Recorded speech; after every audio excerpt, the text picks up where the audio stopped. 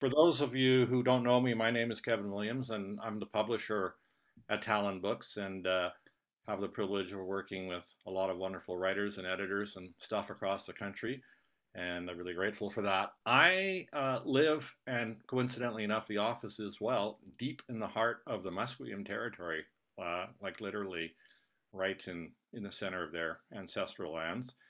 And so I'm really grateful and thankful for the privilege of working and living here. And it's also just wonderful to note how active the Musqueam people are in the community and how many great initiatives they have going on at the moment.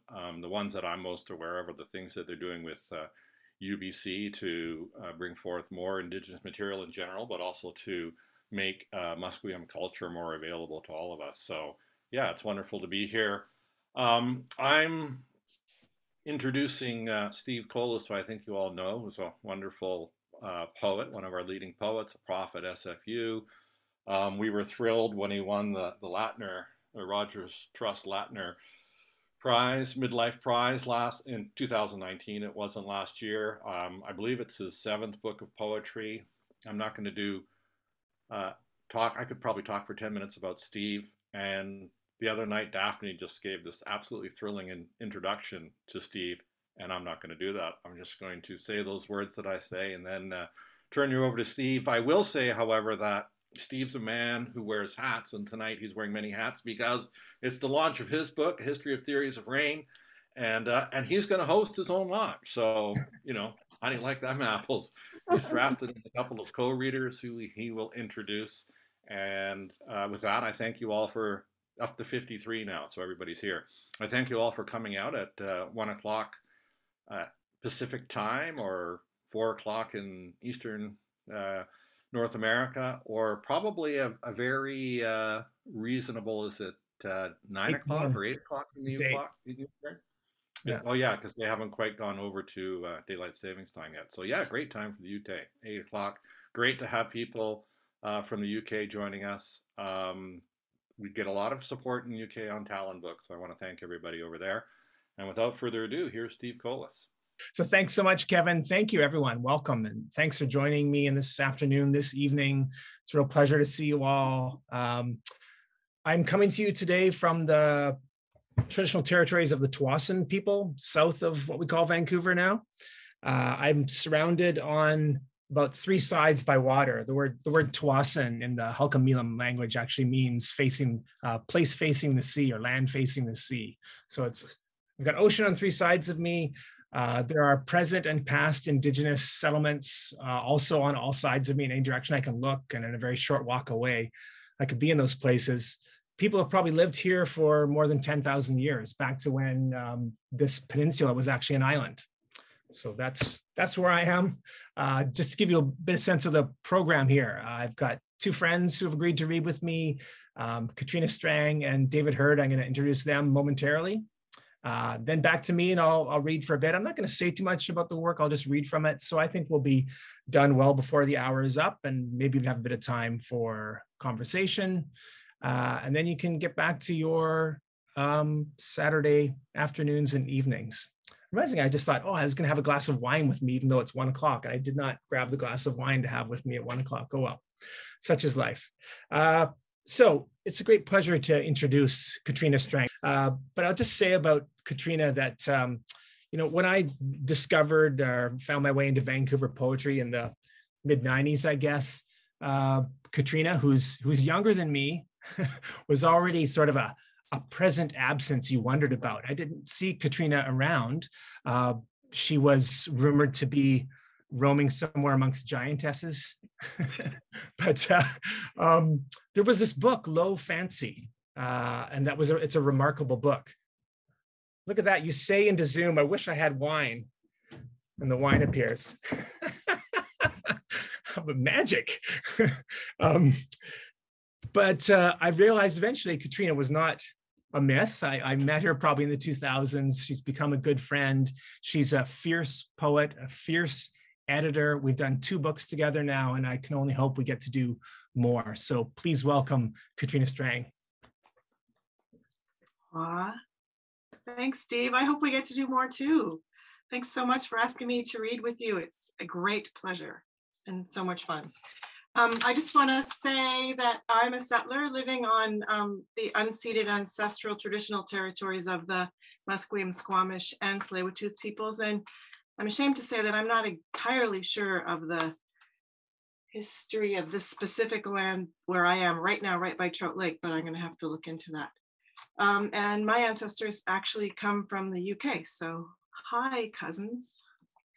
I'm just going to read quickly because I want to make time for Steve. So what I'm going to read is little bits from my forthcoming book, which is called Unfuckable Lardass. So here you go. Okay. A woman with a cudgel changes tents in order to be seen. Plow the fucking fields, and what would I be fit for? Despite the relief in loss, I became a subject merely due to my associations. Fuck it. Now we see the violence inherent in the system. Ruin, spoil, exhaust, or wear out. Insert hapless intensifier here. We don't care what you say. And no, I don't care to mess around. Men have broad shoulders and narrow hips and accordingly possess intelligence. Martin Luther. Unwieldy, weary, wary, the long West immolates us all, summary, lurching repository of disjointing social functions. It does not represent or embolden or embroaden any welched way. The amalgam. I am contending factions. Even in times of great dispute and intense social trauma, an amalgam of functions does not represent. Some days are prose. Can a visual record be a vehicle of community? Considering the efficacy of barley soup, it is conceivable that I've succumbed to the latent ideology of the modern cook's year. I become overmapped. It's my tradition to pick it till it bleeds. I objected to his scale of values, Simone de Beauvoir. Expanding every, always. Grief is born of interminable struggles with an intrusive fact washed with green. Define public. Now define interest. I bear it. I saw a night inventing you, Virgin Burley. I have eaten everything. One Thursday night, I noticed how each body in the Killarney Pool women's change room is unique, although none of them bear the sleek, smooth, subtly primped sheen only regular infusions of time and capital can bestow. And although Annie said I should write about the tenacity of the wildlife on the river beneath the Oak Street Bridge, wrens, kinglets, sparrows, hummingbirds, herring, bees, seals, blackberries, tansy, fennel, willow, alder, mushrooms, oak, and how they seem to be thriving right in the midst of tugboats, tractors, cranes, barges, log jams, cement plants, cars, trucks, bridges, trains, airplanes, garbage, capital's relentless damage. Tonight, swimming in this crowded pool, all I can think about is how the streetlight reflected on the dark, rain-slicked pavement, shifting and glittering like sunlight on the sea, reminds me of the many nights my young body spent tramping through the streets in the wet dark, circulating through the city like streams of shining water filled with a plethora of body types, like ducks bobbing on the river. The raveled sleeve of care. A day of very little, but every containment grief-stunned. Some days are grief-slammed. I'm not sure when I'll last. With burst conceivability and intimate familiarity, don't give me any fucking grief. Washed my hair in grief-blasted bodily fluid. Could be my boundaries are blurring, but I'd say the politics of my appearance remain self-explanatory. Big salty mama. Here's how refusals bearing elucidates or elaborates a flipping or stepping in, yeah, I'll take it, carriage and candle as redone plunder, implanted and then ripped out, an implied burden borne willingly, some civic condition assumed ragged, as when Merkel fucking carried on, not remnants, but restitution. And doesn't function represent ceaseless labor inhaled and consumed? Maybe salts tang underwrites, maybe grief implodes, maybe assholes slip, maybe the public is banal, maybe I'm failing, maybe this is a flavor. Sure, deleterious defense has never not been tricky. Sideways straining in this mouth grit, some fulsome folly or febrile inset rupture, grafts, candid rustling grips, ruin, all roiling. People, what the fuck? Thank you. Thanks, Catriona. See what I mean? Fierce. That is such a fierce book. Enjoyed the Angela Merkel moment there. Awesome. So thanks so much. I'm going to drop another bio into the chat, and that's for David Hurd, who I'll just say a couple words about. Hey, David Hurd, I mean, what can I say about David? I literally have his work pinned on my wall above my desk right here, so I can look up at it when I feel like I'm losing the path or thread. It's often David's work I turn to and feel like it just gets me back on track somehow. He's a marvelous poet. He's a marvelous human being. It's a pleasure to call him a friend. He is a tireless organizer for migrant and asylum seekers' rights. Poetry makes nothing happen, we're told, but David Hurd makes things happen. So please welcome David Hurd. Thank you. Thank you, Steve. Thank you very much. It's so great to be here or there or wherever Zoom is. I'm really glad that we're in this same grid together. So it's a pleasure to read with Catriona. Thank you. They were such great poems, and of course with Steve on the occasion of the launch of this wonderful new book. So this is a great book, and I know that we're going to be reading this for years. This is a great book. So I'm going to read a handful of poems from a sequence called Songs from the Language of a Declaration. The sequence was written through and out of the Refugee Tales project, which Steve and I have had the honor of walking with these past 6 years. So just a handful of poems from this sequence. Whereas lilac bloomed against the billboards, albeit torn beside the building where the sun broke in, and whereas people and all the talk and all the gatherings towards equality and the rose and the wood pigeon against an open field, and whereas the distance which we would collapse into intimacy broken against the language of a difficult day, and whereas the heart gave out, and whereas we repudiated the nation and it was warm, and against the narrative people articulated their way.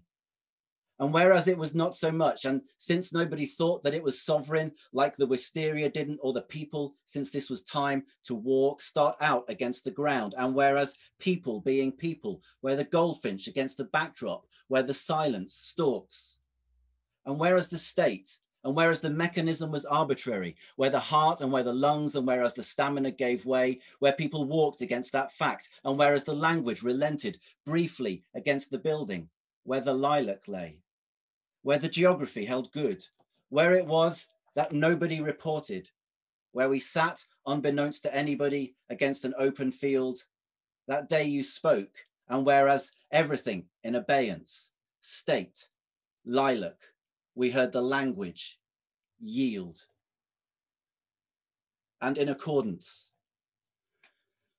And whereas in accordance with an actual narrative where the state against the backdrop of an open sky stopped against the ground, where in accordance with the geography, where the lilac against the sycamore, where the dogwood lies, where the language laid out, where the argument was against departure, formulated as a syntax people were compelled to leave, held good against the ground, and whereas the context was briefly birdsong, sweet against the violence, whereas the narrative needs, whereas a collective takes shape, and whereas nobody registered it was happening, as deep they went into the morning like Scheherazade, witness to that fact, and everybody present was breathing in solidarity or something as the language heeds. At the time when it was committed and the state knew impunity designated arbitrarily under the authority of the court. At that time, as it was meant, as the change was realized upon us, legislated against the landscape, that time it was broken as people thought. Even as the colors held good and the seasons stretched out regular towards us, so this was summer and still it was possible our democracy could fall hard against the grass, as it was recognized the change was upon us, bloodless against the lilacs, even as the language formed.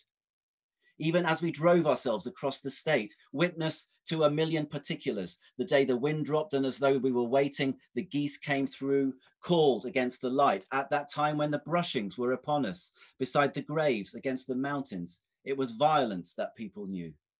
As if they were witness to that fact, and as if it was possible to lift from history, stutter into the discourse against the authority of the court, that time it dawned. The change was suddenly upon us, startled into language. People fought.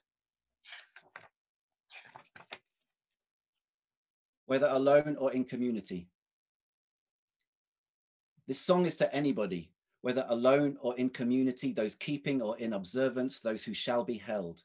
It is from the trees who listen out to those as well in association, from the ground as the season falters, in recognition everywhere as call to change. Anybody who seeks against perhaps the backdrop of the mountains set forth solely for the purpose susceptible to any act, who would be held as once they had, whether political or jurisdictional, at the time, even when it was committed, at its dissolution, turned back. To anybody who stands or who had imagined standing, watching the roof smoke against the perimeter, witnessing the Constitution fall, who knows at dead of night that this is actually the circumstance within the burden of each state, who is denied the law, who would act or would be held. Anybody shall be subjected in the quiet before it was applicable, who stood listening to the birds, or pictured that he might, imagining a full equality as he carried that acoustic, waiting as the language turned. To anybody who sleeps, whether alone or with belongings, who occupies the background as the earth curves, who stands this dead of night, whether left or in association, at that time when it is committed, who would walk towards. And the last one, in a full equality. To anybody who would imagine a full equality, who would listen against the backdrop as the earth turns softly at dead of night, who would sing the outline of an algorithm, would gesture towards their lover, would know at least their lover yearns. If not exactly for the same, who would stand there as the crowd assembles, as the boat rocks against the distance, and whereas the state turned back, would be held as once they had, or at least as they imagined holding in the half-light of the polity before they heard the polity collapse. Or at least as they imagined that it might, who would know perhaps a series of belongings picked out against the morning they had been prepared to leave, witness against that fact, would carry back a sprig of lilac against the darkness of an interruption, who listened while their lover breathed or breathes, who breathes. Anybody would imagine sleeping, who was watched over or perhaps was watching as a person slept their last, who was carried before that fact, and who might make their love song a proposition, who was lifted perhaps in isolation, who remembered they had the stamina to act, who speaks or who would start. Anybody imagine speaking, or perhaps had found themselves against the outline of a person's voice, who had listened toward that sound. And when that day the people assembled, when the line formed out of intimacy, who made some noise. Thank you. David, that was fantastic. Thank you so much. I'm realizing what a good idea it is to invite poets to read with you who are even better poets, who are better poets than you are. You lift me up. When I imagined doing this launch, I right away imagined wanting David to read with me. And then therefore I realized, well, I've got to time it so it's not the middle of the night in the UK. But then I realized, so many other dear friends and wonderful poets. And there are a lot of incredible poets from the UK right now. I'm realizing it's such a pleasure to have you all here with me. Boy, it's really, really moving.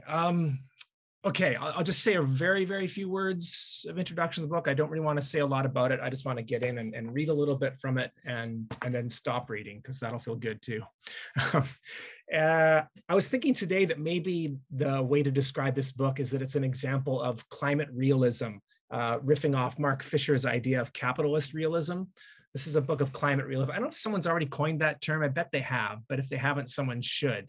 And partially what Mark Fisher is talking about in capitalist realism is that whole idea that there's no alternative, that this is reality now. And it feels a little bit like that with the climate too. Obviously, it's deeply connected to capitalism, but one way this plays out, I think, in this book is in the mobility of perspective in time, mostly leaping very far into the future, but then coming back to the present, leaping far into the future. And I think I'm trying to think through what the climate scientists invite us to do in imagining or trying to understand that we're in a new geological era.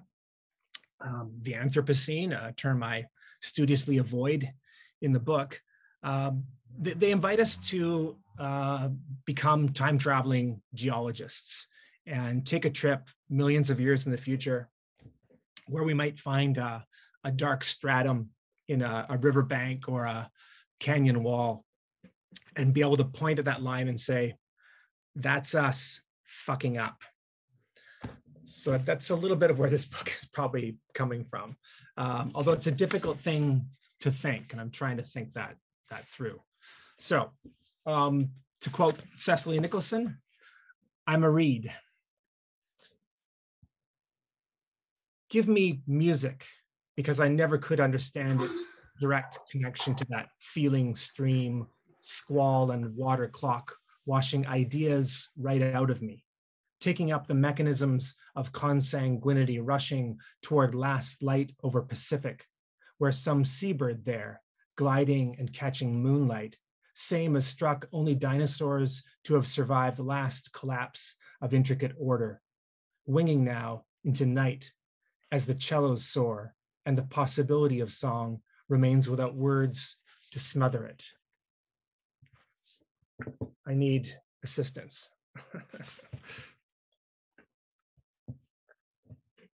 After the last passage, I give a little edge, find a spine of pain, this jointure, this moment, cannot be sure there will be words left, the words we reach for, not up to the task, as the boundary is, that there is no boundary. Is train whistle gone, though I couldn't give 1 decibel lower contempt to system churning out cheap auditory products across shimmering borders, electric and calculating. Take this spanking new troubadours of only economic freedom, only love of new sheen product, love the politics of hopeless causes, resonant at the event horizon, the sea composing lighthouses, of unsettling wind and cove, and the trains outside time, rumbling riots, cop barricades and clothes liberated from broken glass stores or prisons, sky physically abolishing the earth in mute weathers, only a minute away from serious cooling. As with a tangle, you can begin anywhere, each day walking away from the wreck, though downfall was merely endured as didn't things in their living numbers lift us up. Every beating was higher learning. Alas, everything hides us, for your window thus far reposes is strident, oh shake him with such opiate furor, your fate caught up, and yes, accomplice riverbeds lead us, oh objects already well known, which antecedent rebels, whose unsealed solidarity sprang up from the dead felt lifetimes, impatient inside her only inexpressible but lost finitude, and filled your lovely praise heart resolved cities, where squares ladder that carpet bird pattern of open spaces grown grassy, city or field, tent barricade, traffic cone occupants, mountains no one can hide, Eritrea, alas, a fig tree at Karnak, sits spectral, leaning, lamenting the transfigured language of every day I'm shuffling, not warm, forget them, the ardent fulcrum's fuckton. Look, guys, our life passes, the chance to build visions sharks from above, with so deep and shaken an animal, a human and animal uncages open praises, mutely healed, leaps up, even where turned to take leave, multitude of species coextensive. Why heart would hands instead of some door they too praise, things which my blood unspeakably hearts. Someday your inconsolable emptiness will swagger only further. Perhaps gently be rich and profits unleash double unfolding lament, takes off or would fall or too big fail as the gap graphing the few above the many grows. I need a drink. The poems don't really have titles, so I can just blur one into the next. Then I'll go from out to, I'm starting again. Then I'll go to form and to lift. Some words falling together from out what's left, have to have fallen from out what's left. No matter how meager, no matter how bereft, in the age of endarkenment, not much is left. We were a scourge and we were beloved, and we sang as we killed our way across. Remember the seasons, remember the beach, stood up to go with the mountains. Who knew the mountains would leave here too? I think swifts don't need to land on tiny feet to hear the opening notes of a new symphony soaring when the seas joined in, pulses and seabirds too. All birds were once seabirds, though we don't know if dinosaurs sang songs too. Then, hoping our signal will be found in the rocks, razor-thin stratum upside of a eroding canyon, our wild chemistry transfixed, our only escape, anti-capitalist sorcery. The emancipation. Can you guys hear me? Y'all there? Oh my gosh. Sorry. I'm not sure what out. Sorry about that. Let me, I'll go back a little bit and pick up, okay? What I'm going to do is jump to the title poem and read from that. Here we go. So this is from the title section. What's it called? The History of the Theories of Rain. After clouds, sky caves, until present time, when picnickers examine the sky with climate anxiety. Rivers depend on rain flow. Time too washes, questions being given answers, probable cause and meaning in reverse tempo of dead crops. Ancien mystique developed every science to maximize its ethereal methods and prop dictators in rising markets. How pleasant to say small rain rather than drizzle. Clouds form and pour speculations, theories, and water come to note the mountains above interpretation and time's elasticity, our appetite wedded to turn back other rain times on the heavens, vapors potentially between air and water, love even after these showers pass. Violent observations, contradicting atomists, people leave origins, the processes, weather performance, theories of moving air, Hippocrates, a place clouds descend from, and doubt from winds, pieces within time, theory, motions to their views, how extraordinary to be fucked by the burst. Exhalations of knowledge, raindrop theories, the problem of a cloud is itself an extremely verbose chemical manifesto. At this conclusion, substances precipitate future causes to show molecules, the idea of the air, proved by mere dew. thinkers understanding the universe liken rain to eloquence. A particular firmament is possible, but unlikely to stay. According to the wind, after doctrine, another weather. Therefore, the clouds, their hands, condense society. Century of nature, little maybe by power bundled. A mechanism ought to be air flowing toward measurement. Even uprisings have been drenched in the weather of calculation. We have more elasticity of the temporal idea and liquid knowledge. To go forth with or without umbrellas, canoe paddles for the laden tarp. I have dreamed of these little worlds, droplets, the pain of trying to change anything. Once its course has been set and we've fallen on the sidewalks, our voices rivulets running into the streets, another downpour, downturn, or the bottom falling out of the buckets behind our eyes. We affect meteorological misunderstanding. Torque water clocks to earlier weathers, come at new planets, ascending the valves at the ends of our fingers, touching our damps and opening doors to deluge and happenstance as standing beside you in the downpour, reading the lines on window panes. The tiny products of invisible atmosphere water the night, refreshing again the idea we don't yet know everything. Even the Academy tints its wine. Who could believe there are deserts, once burst green at moisture's verges? From this damp coast I see visions of departures, more rain here, less rain there. Hydrological and carbon cycles, I sing to you, my love, take care of exposed skin. I remain interested in storms. Even little squalls hold uncanny likeness. The fissures in theories and schools.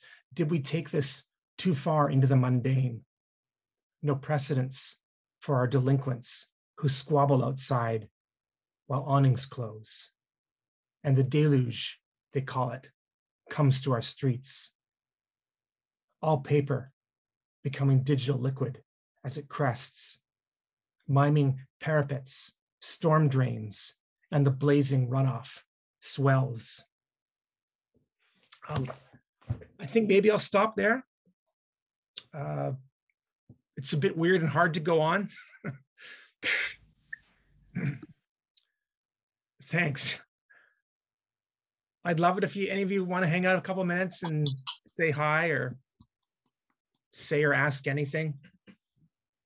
We could toast Kevin.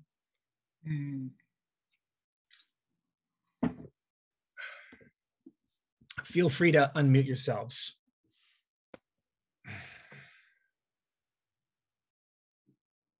Thanks, everybody. 3 dynamite readings. Thank you, all 3 of you. It's a difficult context for you, Steve, to carry on. And of course, we all wish William's family well, but you read really well. And that last poem in particular is remarkable. Thanks. Yeah. You'll have to go read the one I abandoned half through on your own. Oh well. Steve, you left us on the word emancipation. We were Did I really? Yeah, that's how you left us. So that's a good one to end on. I'll have to go back and find where that was. Thanks so much, David and Catriona. Those were really powerhouse readings too, like just really incredible. And I'm just so happy and privileged to have you two with me today. That's amazing. And I'm looking at a room of 30 or 40 other poets I would absolutely love to hear read it at the drop of the hat. So an abundance of wealth here.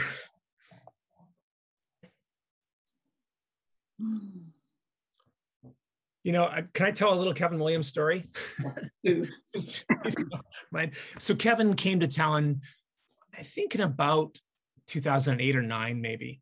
And he was sort of brought on as a partner at first, and then took over. And at first, I'd done one book with Carl Siegler, and Carl was very much a poetry guy, amongst lots of other things, but Carl's very much a poetry guy. And Kevin seemed a businessman.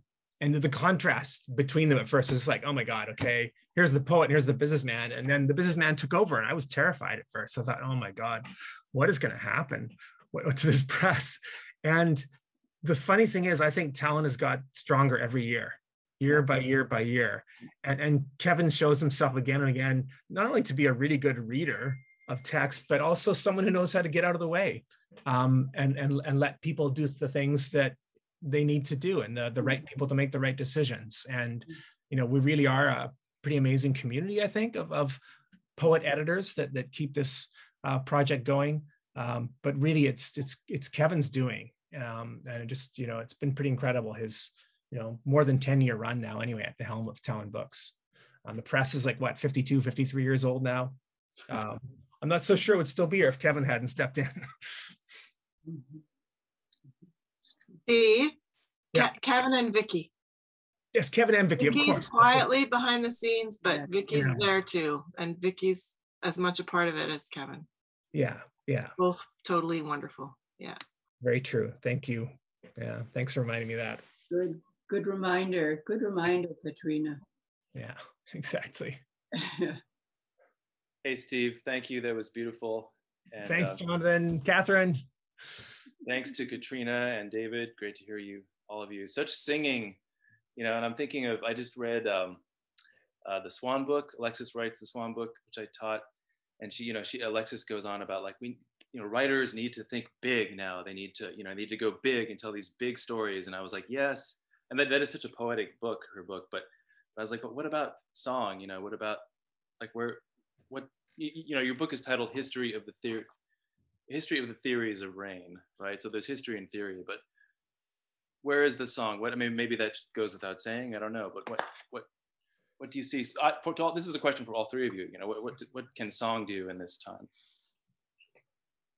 That's a great question. I mean, David Hurd's forthcoming book is called Walk Song. Is it not, David? I think you're still there. There's a poem called Walk Song. So maybe David has a thought there. But my only thought will be that very first poem. So I've written this book in conversation with my brother, frequent conversation with my brother, who's a musician and just moved back to Vancouver, West Coast, after 35 years in the US, probably. And we've had incredible conversations, and he pushes me really hard too, because he doesn't agree with me on most things. I don't agree with him a lot of things too, but we have amazing conversations. But he really got me thinking a lot about music. And so that opening poem is, kind of at his prodding, give me music, because I never could understand its direct connection to that feeling stream. For some reason, there's still certain pieces of music when I listen to them, it has instant access to your heart, and you're just in tears instantly. And like literature rarely does that. How come music can do that? Anyway, so it's sort of that wonderful, impossible to capture thing for me that hovers around the edges of writing at all times, reaching toward the status of wordlessness, ultimately, of music and not words. But anyone else have a thought? I didn't come prepared to answer questions. But it's nice to see you, Jonathan. It's really nice to see you, and thank you for the question. Okay, what I want to say is, we're clearly living in a moment where the way we imagine space has to be reimagined, and the songs that Steve is writing and the songs that I'm trying to write are doing some of that reimagining, I think. And what this means is new measures, and it means new rhythms, because we are caught in, as you well know, in these terrible grids and these brutal imaginings at the moment. So if ever there was a moment where poems might step in, this is a moment, it seems to me. So that's, that doesn't quite speak to song. I'd have to write you an email really to get that down, but that does tell you, what the measures and the rhythms are like hoping to contribute to. That's all. Yeah, I think David has a really good point there about the space that, and one of the things that struck me about all three of you wonderful poets is that how the syntax starts to occupy a certain the spaces that you're attention to. In other words, there's a kind of an attention that's going on in these poems that the syntax reflects, and the rhythms and so forth. And I think that's just fabulous. This kind of the kind of, I don't know, the equaling out of attention and the space of the poem itself. So the language and the space in the poem itself start to occupy those spaces that you're referring to or attending to. So thank you very much, all three of you. Thanks, Fred. Yeah, thank you. What a privilege to have, Fred Waugh step into your reading and sort things out for you. This is my privilege to be with you guys.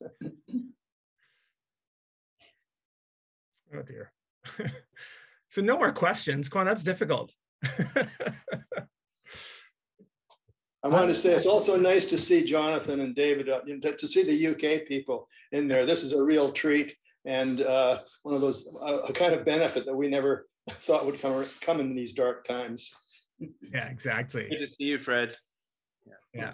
Everyone here. Shout out to people like Hubert and Jane, and of course David from the UK, but there's lots of Anna's here, and I'm going through my list of where people, Nancy, and there were more. I'm trying to track you all down in this long list. I have a question. Yeah, I would like you poets tonight. Can you talk about compositional structure? Because I think that's what Fred's getting at as well. Yeah. You want me to talk about compositional structure? I sure do. On a Saturday afternoon. Jesus. Well, it has to be. We've got 12 minutes at the most, Catriona, go. 12 minutes at the most. If not now, when? Yeah. Some other time, preferably. I mean, I continue to be guided by whatever. Yeah, BP talking about BP Nickel, which I learned through Fred talking about the book as the unit of composition. Mm-hmm. But compositional structure within the book, and for me, it has to do actually with time and space, which we need to try to reconfigure, right? That's really all I have to say on the matter. Okay. Time and space run out, and then you move on. I'm now going to mute myself. I don't know if I have an answer to that either, but I'm thinking a lot in this book about mobility too. There's that temporal mobility, just picking up what Catriona was just saying. The temporal mobilities, I feel like I'm constantly sort of zooming out at a great distance because the present is too painful and fearful. But then, what a privilege, to embrace the luxury of the time to have apocalyptic thoughts and to curl up in a ball in your climate grief and roll back and forth, because a lot of people don't have that privilege. But it's sort of temporal, zooming in and out. But throughout this book, there's obviously a thread, and David's referred to it too, of walking, of mobility, of borders. It's just a constant presence, and I think that there's these two massive abstract lines behind this book. Borders, one being the border that prevents people from crossing, that need to cross an actual spatial border, and that temporal border that we're drawing in the sand in terms of climate change, and the fact that we're doing things that we don't really understand, we won't really fully understand for a long time, or we're just coming to start having a glimpse of what they mean. But those two lines run afoul of each other, I think, and I'm interested in that. Working those two lines together in some way. Yeah. Spatial and temporal, that's got nothing to do with composition, sorry. Or maybe everything, actually. Maybe they have everything to do with the nature of measure, which I hope would David would speak about too. Really? Okay. We're being examined. Well, no, because David, because your poems are contained and propelled by measure. So I wanted you to. Yeah, I don't know. That's a bit mysterious to me, but so Fred nailed it. Actually, what I wanted to do with this particular sequence was for all of the words to sound and all of the words to contribute to the syntax. and so that's how they're arranged. So it's not much more than that, except that I've done with Steve, with Anna, with Hubert and Jane, we've done a lot of walking over the last few years, and that walking it's sort of entered, it's become my part of my rhythm, really, and I'm like constantly fascinated now by the ways that walking facilitates thought and dialogue and conversation and opens possibilities of imagining. And so partly what the poems are sort of honoring is the act of walking, I think, as measure, I think. Yeah. So I don't know if that makes any sense at all, but that's. Isn't that the title of your next book? Who said that? Something about walking? Yeah. I've got a book that's all set called Walk Song, which brings together a bunch of sequences. So yeah. And so hopefully Carcanet has that out next year. Fingers crossed. Thank you. Yeah. Cecily asking, how do non-walkers enter those measures? That's a great question. Wow, I have to think about that. Although, walkers? Well, they're not able. Certainly there's people that are contained and not able to walk, that's for sure. The dream. What's that? The dream. The dream. What dream? There's something trauma. Their trauma. Yeah, maybe. But there's something about the rhythm of the body, whether it's mobile or in stasis, that we don't escape. You know, you feel it in pulse and breath and yeah. blood. Well, and there's people who don't are confined to cells, for example, and have a half an hour walk. I'm sorry, I'm under a mask. I'm sure it sounds terrible, but who can't leave the confines of their spaces, or yes, for all sorts of physical reasons, are not mobile. So it does beg the question, how that methodology touches down, or how do we not let that dominate and find ways of relating across those measures. Yeah. Breathing, that's a good one. The heartbeat. Yeah, Cecily Nicholson behind this mask, one of my very favorite poets and people. Thanks so much. Sorry, I'm still at work. From work tuning in, thanks so much. You know, the work that David was just referring to a minute ago, we're constantly walking with people who have at one time or another been detained, been rendered immobile. And in fact, they obviously got to the point where they are rendered immobile via their very mobility. So those two things are constantly tangling together and interacting. But you're right, Seth, there are people obviously in the specific moment who are absolutely immobile. Yeah. Is there the mobility of connection, conversation, being in contact with people who are not themselves able to be mobile at a given time, and keeping other things circulating, trying to find a way out for them. I don't know. Anyhow, is this maybe a good time to thank you all for attending and spending a Saturday with me? And I saw go by in the chat at some point of just what a pleasure it is just to be together. And I think we really are hungry for this. I wish I could be hugging each and every one of you right now at the end of this event. That's what I really am longing for. There's Kirby, I see, giving the virtual hug, and Kirby, who shared the Sappho bot text today, or tweet on Twitter, which today's Sappho quote was simply like square bracket, longing, square bracket. And that's definitely, oh boy, does that capture the present so well. Oh my gosh. So longing to see you all and to be able to hug you all. And such a pleasure to have you all here today on this Zoom. I release you to your lives. Thank you so much for attending. I love you all so much.